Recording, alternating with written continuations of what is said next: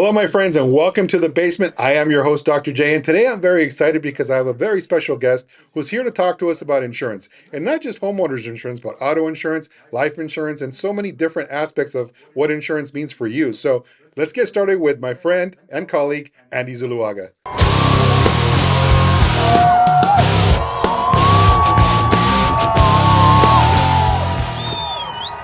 So Andy, welcome, man. It's good to have you on our show, and I'm very excited, man. There's so many things to talk about, right? First of all, we've been working together for over a decade, and I'm very blessed for that. But I want people to get to know Andy. I'm going to brag a little bit for you now. Now you're ranked amongst the top performers within the Farmers Insurance Organization. So tell us a little bit about how many years you've been in business, what you've been up to, what's been going on. So yeah, my I've been 16 years now. Actually, September marks 16 years now as an agent. My office is located here in the city of Downey, California. Since day one, I've been in Downey, and since day one, I've actually have tailored my agency to kind of work coincide as a partner to the real estate professionals, the lenders, the escrows.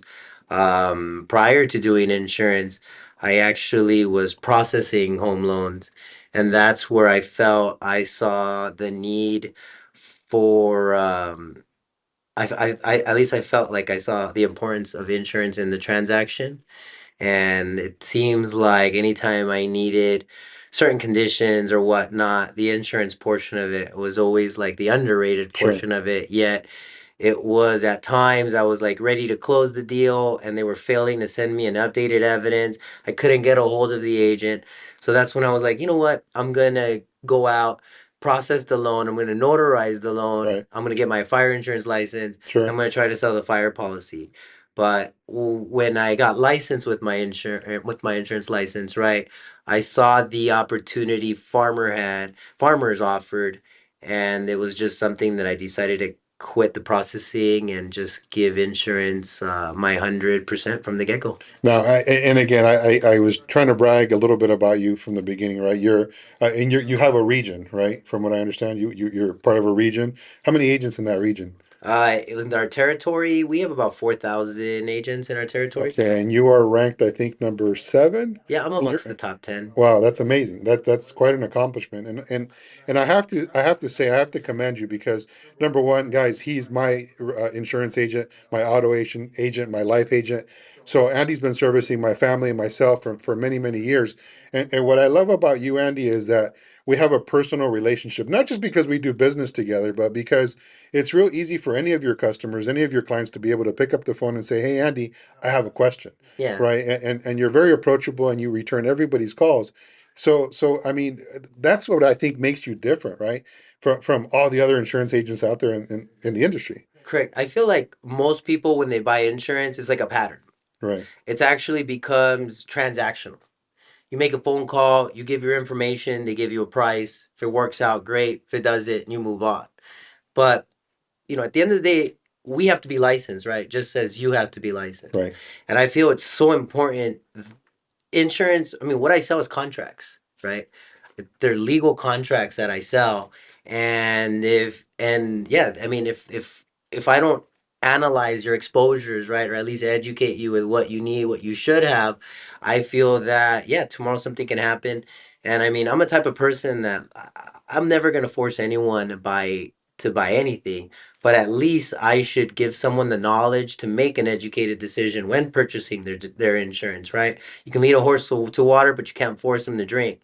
And I think that's been the biggest difference. I think clients appreciate that. We spend a lot more time, Right. analyzing the household, Right. looking at the gaps in the coverages, explaining to them why we make certain recommendations, right? Right. Because on an auto policy, there's so many items, right? There's bodily injury limits, but yet there's so many limits. Right. There's uninsured motorists. There's a lot of perks, right? A lot of things you can add on, even like a windshield replacement endorsement, right? So it's just finding those, trying to tailor the policy to kind of fit your specific need. Sure. Sure. And yeah, so Well, since you bring up auto, right? I'll talk a little bit about auto and how auto insurance is important from the perspective of you want to make sure you have enough coverage to be able to protect yourself, right? Because it could affect ultimately a homeowner's property, right? If they were to get into an accident and not have enough coverage where they get sued, right? Correct. Or even people that own multiple homes, investment properties. Right, Those are the ones that have the most exposure because under California laws, your primary residence has somewhat of the equity protected through the Homestead Act. However, if you have investment properties and there's equity, and now you're involved in an accident where you're at fault, your auto policy limits aren't sufficient. Yeah, they can come after your assets. You may be forced to sell those assets. right. So that's why it's like so important to actually always look at the limits, understand how they work. I mean, just look at it like this, right? On your drive home every day, how many personal injury ads are we seeing on the road, right? On behind buses, in Yeah, billboards on the call freeways. Jacob, call Jacob. Jacob, right Yeah, inside of yeah, sporting arenas. right, How much money in marketing do you think these personal injury attorneys spend? And you got to think about it. Who's paying for that? right. The consumers. The insurance I companies mean, are yeah, paying for that. yeah, Yeah, yeah, technically it's the yeah, consumers because that's why the reason yeah, our rates go up, yeah, right? yeah, But yes, insurance companies are the ones being drained by personal injury attorneys. So knowing that people, I mean, especially I feel like right now, right, we're in unprecedented times, right, right? There's people that are hurting financially. right.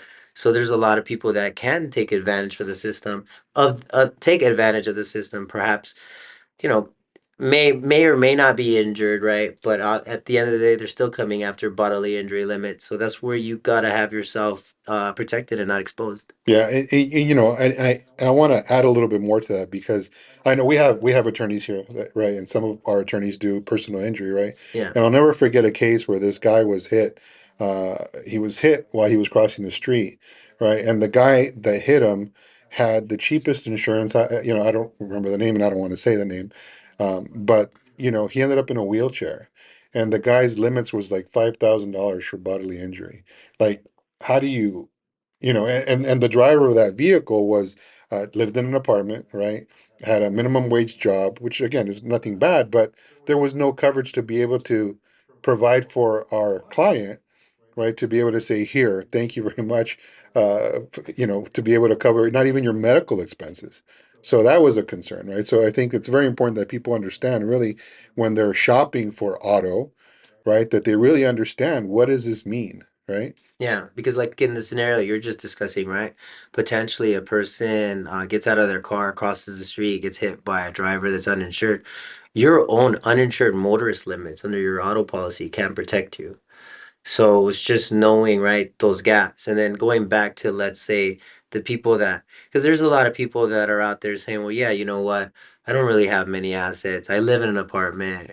Sue me. What do I got to, what are you going to take from me? Sure. But in California, they can still garnish your wages, Absolutely. right? And I believe they can garnish up to 30% of your wages. Yeah. And the way I tell everybody, right, tomorrow someone takes 30% of your income, can you still survive? Right?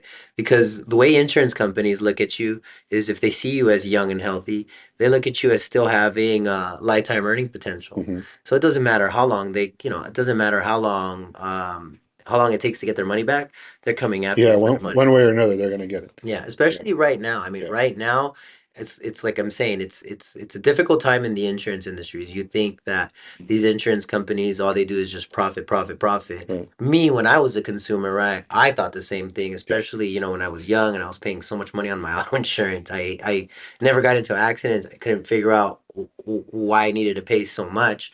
But yet, when you're on the other side of the spectrum, you're actually seeing how many everything that you think didn't happen or couldn't happen actually happens. of course. Yeah, and you actually realize the value and the importance of the coverage. Yeah, that's super, super important. So, yeah, man. But I want to talk about home insurance now, right? Obviously, we're a real estate company here, but we like to talk about everything. We want to be able to educate people to understand, right? But if I'm a home buyer, right, what type of home policy or what type of home insurance should I be looking for? Obviously, we live here in California. I know my earthquake coverage is different than my normal insurance, right? Correct. I have to cut multiple checks a year, but also very important. So I want you to talk to our fans about what kind of coverage should they be looking for when they're first purchasing a house, right? And then is earthquake coverage even important here in California? Yeah, I mean, I think it's like one out of every 13 homes has an earthquake policy. So there's definitely a huge concern with many people being uninsured. And Sure. tomorrow we did have a catastrophe. The standard homeowners policies, right? Amongst all the carriers, right? Let's say Farmers, State Farm, Mercury, they all use three valuation methods of the type of coverage, right? It's either going to be a basic form, a broad form, or a special form. In most cases, you're seeing special form, right? I know it sounds a little confusing, right? But special form coverage uh, gives you most covered losses offered by that carrier. So carriers have a list of all the losses they covered, right? It's Okay. pretty similar across the board, right? Right. From one company to the next. Special form is the one that's going to give you the more elaborate. Hmm. But then for homeowners, I always recommend the homeowners.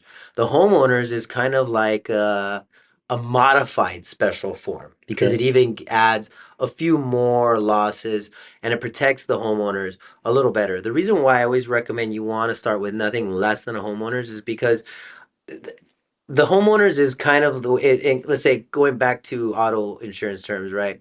Homeowners is kind of like a full coverage option Okay. in the sense that homeowners isn't just going to cover your structure against those cover losses. It's also going to cover the personal property inside the home. It's also going to cover your displacement fees because you always got to think of it like this. Tomorrow a total loss happens. I just lost everything. Right. I still have to pay my mortgage payment. Sure. You sign right a thick stack of loan docs where you sign a promissory note to pay I don't know how many times over Right. and over and Right. over again. And it's one of those things that again, the banks don't pat you on the back and hey, we're so sorry. And it could be a year before they even get back into their house, or even 2 years. That's the 18 Right. months at Yeah. times, yeah, 2 years. And it's one of those things that again, the bank doesn't pat you on the back and say, hey, we're sorry. Guess what? Right. You're gonna have a mortgage forgiveness for the next 12 months. Don't pay us. Right. Right. Figure your stuff Yeah. out. Come Yeah. back Yeah. in a year. Yeah. Take your It's time. yeah, you still got to make your payments, Sure. whether you have a house or not. So the best part of the homeowners policy is it's not only gonna it's now you still got to pay your mortgage payment, but the homeowners policy will actually provide funds so that you can live in a hotel temporarily or even get moved into an Airbnb, Well. right? So that gives you the opportunity for now all your new living expenses are paid, right? And that gives you the opportunity to still do what you got to do Sure. for you and your family so you're not left high and dry, or be forced to just stop paying your mortgage and now suffer from bankruptcy, losing your credit, all under this loss. And so typically, right, when you're purchasing a home, you do have options, right, Yeah. between a let's say let's just a dwelling policy because the Sure. banks sometimes all they care about is the dwelling policy. Right. Again, they don't care whether your personal property is covered. And it's funny because a lot of times clients are like, well, Andy, if they're not requiring that, why are you offering it to me? Right. And the Right. way I tell people is like, well, realistically, that bank is or that home is the bank's. Hmm. That bank, the bank owns the home. Yeah. So tomorrow you have a total loss, right? Everything that was yours was inside your four walls, Yeah. right? Everything. And I mean, and these are things that you can accumulate for your entire life. Right. And a lot of people underestimate even the value of their personal property. Right. Tomorrow, I even let's say if I'm renting an apartment, Right. right, should have a renter's policy because the landlord isn't liable for your goods, right? Unless there's some negligence and the loss was as a result of his negligence, but in most cases, right, losses are accidental. And so in a situation like that, yeah, most renters need to have a renter's policy because you have common walls. Your neighbor could be smoking a cigarette, right? Yeah. There's still a lot of cigarette fires that happen inside homes or even kitchen fires, right? There's Mhm. still a lot of kitchen fires. Tomorrow you have a small kitchen fire right now, half your unit is burnt down. You just lost all your clothes, you just lost your furniture, you just lost your TVs, Right. PlayStations, and those aren't items that you can just go out and just buy brand new, Sure. right? Unless you have a lot of reserves. Right. And so that's why even I would say even when your reserves are minimal, that's when your insurance should be actually even more important, Right. right?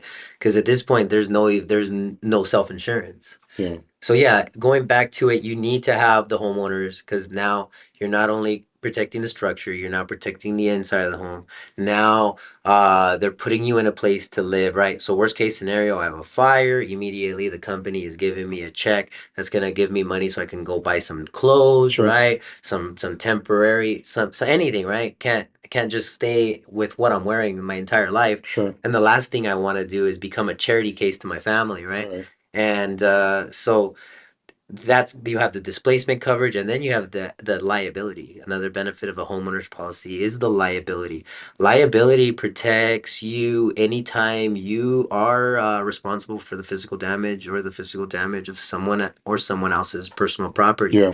And I mean, a lot of the events that happen may not even occur within your property. I mean, let's say an example of liability. I have a kid. My kids are now getting into the age where they're starting to throw a baseball around. I say, before I know it, right, a Right. baseball ends up in the neighbor's window. Right. Right. Actually, the liability can cover that. Wow. Let's say you have a tree in your on your property. Yeah. Tomorrow we have a crazy windstorm. Tree falls over, lands on the neighbor's property, lands on the neighbor's car. You're actually liable for that. It's on your property. It was Wow. your tree, right? Your homeowner's liability could provide coverage for that. What about dog bites? Okay, dog bites. So 40% of liability claims are dog bites. Are they really? I had no idea. 40%, That yeah. that's high. Tons of money being Well, paid out on dog bites. A lot of dogs escaping, attacking other dogs.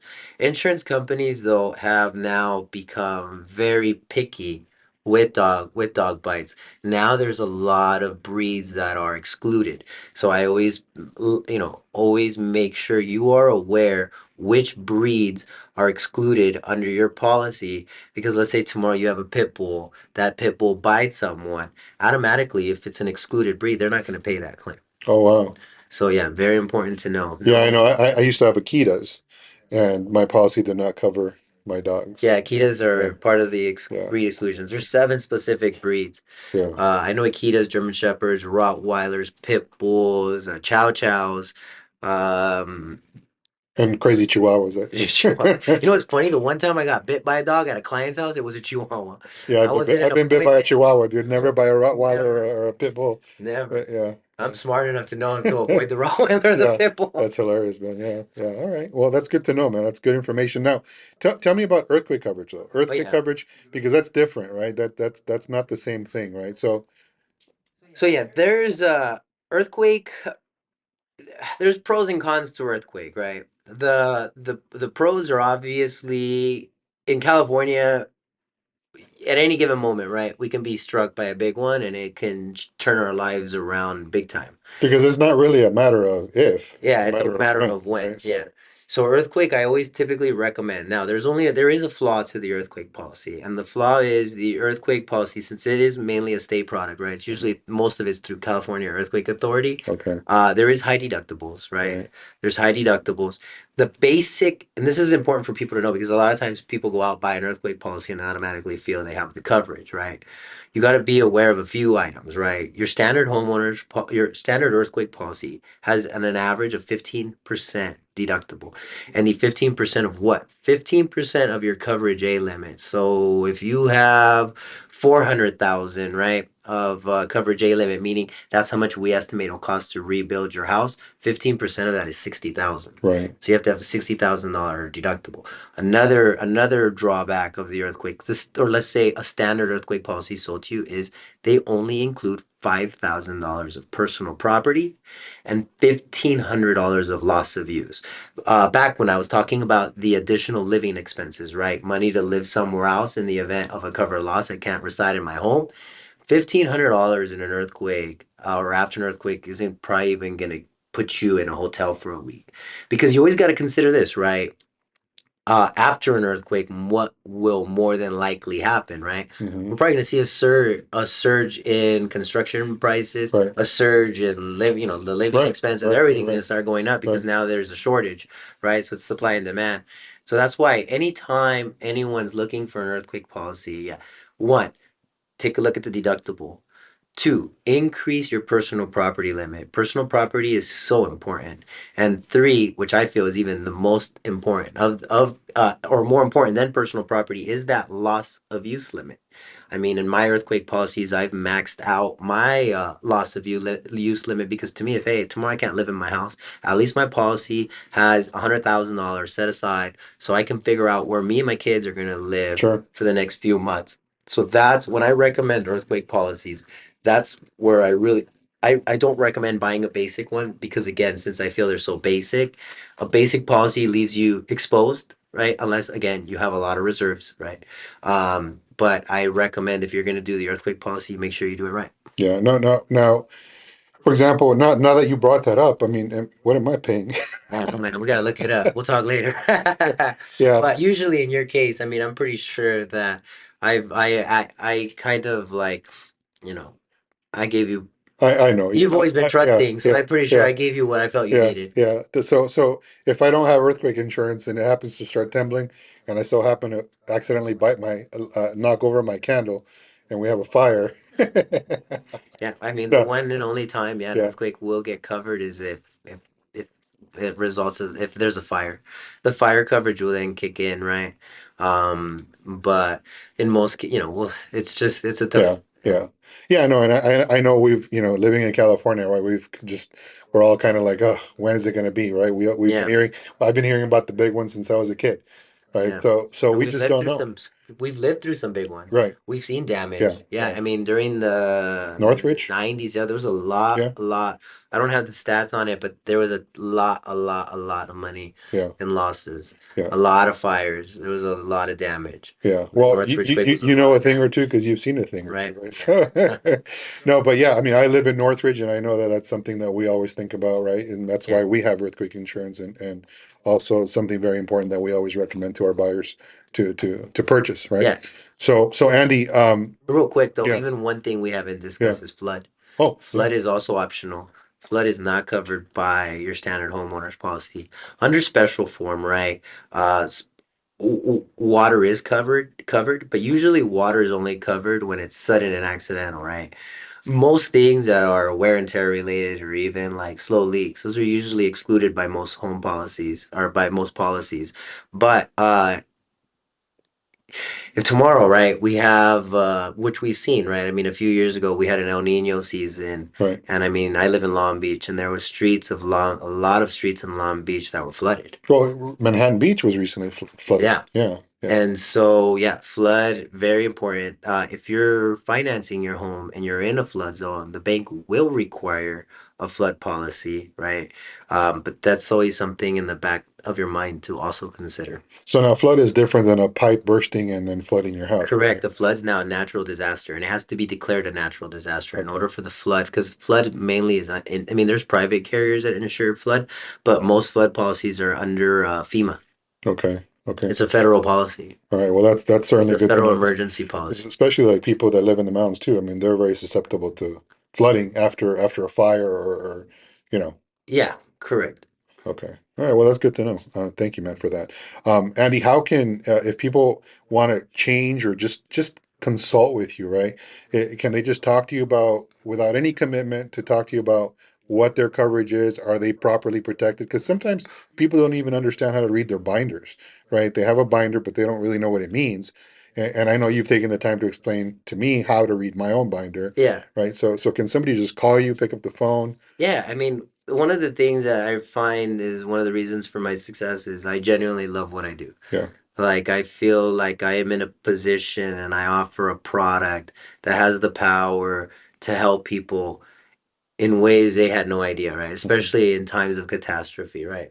It's fun when, I mean, what's never fun when someone's in a catastrophe, but it puts me in a good position when I get to come in with a cape, right? Mhm. And kind of be the savior in the sense that, hey, you don't have to stress out about this. You don't even have to stress out about that. I mean, even protecting your family, right? I mean, Yeah. that's another thing. We're kind of going off subject here, Sure. but a lot of people do a good job of protecting their toys, their cars, their homes, usually because they have to, but they neglect to protect the one item that is actually the most valuable, and that's themselves, right? Mhm. Mhm. Yeah, I'm talking life insurance. Life insurance is, I feel, something everybody should have. Right. Life insurance is not intended to make anybody rich. It's not intended to make anybody wealthy. Hmm. It's just made to supplement that loss of income. And I'll give an example, right? We were sharing earlier, I have a 4 year old and a 2 year old. Tomorrow, tomorrow's never promised. Tomorrow, something happens to me in a car accident. Yeah. Uh, my kid's mom's now left with that burden. Right. Right. It's a huge, heavy burden, especially them being so young. Hmm. And I feel that I'm out working and doing everything I do to give my kids the life. Sure. So now my kids lose my income.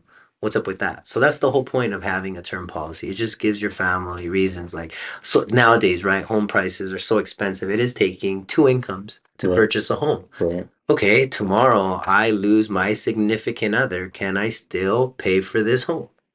And I think it is poor planning when someone doesn't purchase a life policy. Yeah. It's always the assumption, right? Nothing's ever going to happen to Yeah. me. But again, no one ever leaves the house saying, hey, you know what? Today I feel like getting into an accident. Right. Today I'm going to rear end someone, right? Things just happen. Life, unexpectedly surprises us. And so, yeah, I think out of even all the policies that I sell, the most powerful is the life insurance, only because of the fact that, you know, I've witnessed firsthand a client, in that scenario where they ended up they lost a significant other. She ends up losing the house. It was just a spiral downward effect because at the Sure. end of the day, everything, right, is joint credit. Right. Everything they bought together. So now she's liable for Yeah. all their obligations. Hmm. And so yeah, that's where a term policy can become, and again, I say term because term is so inexpensive. Yeah. Sometimes you pay more insuring your cell phone, right, Right. than you do insuring yourself, right? Well, if we're putting things into perspective, right? I think Yeah. people spend more money on cups of coffee at Starbucks than they do on protecting themselves. Now you can't even grieve properly because now you're so drained with stress over your obligations. Yeah. How am I going to still pay this mortgage? How am I going to raise my kids? How am I going to cover the bills?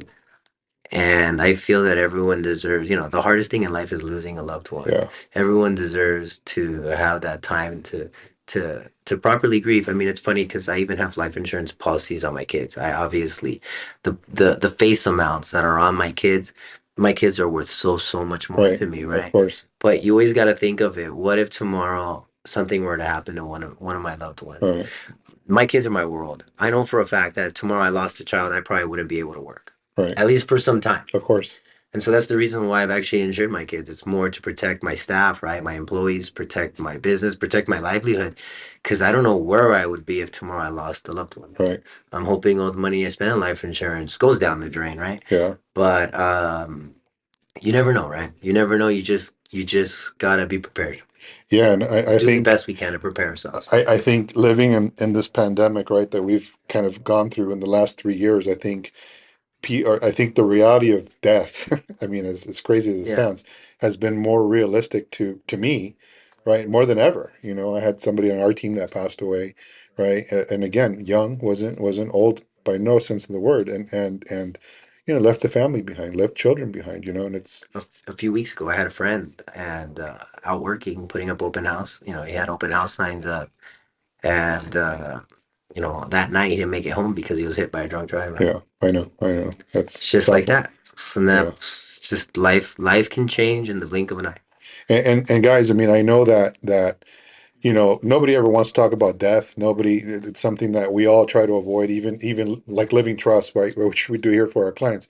But nobody ever wants to talk about death. I mean, I certainly don't, but it's a reality of life, right? And we have to be prepared, like you said, more than anything else, to be able to. Sometimes the toughest conversations are the best. Right. They are. So, if you guys want to have that conversation with me, with Andy, of course, all his information is listed below. Before we wrap up, I want to talk about one more thing.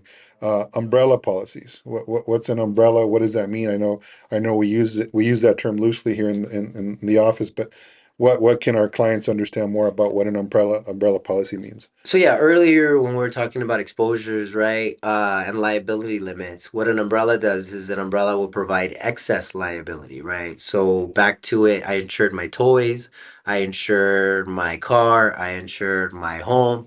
All of them have underlying limits, right? The home will have its own liability limit, the autos will have its own liability limits, the toys would have their own liabilities. Because even a lot of people don't even insure their motorcycles, right? They were even sand rails. Hmm. I'm out in the desert riding a sandway rail. I don't know how many times when I'm out in the desert and there's like a blind spot, Hmm. one person's coming from one side, another person, and it's usually like, oh my God, we just missed Right, catastrophe right. within a few seconds, Yeah, right? And something like that were to happen out in the desert, right?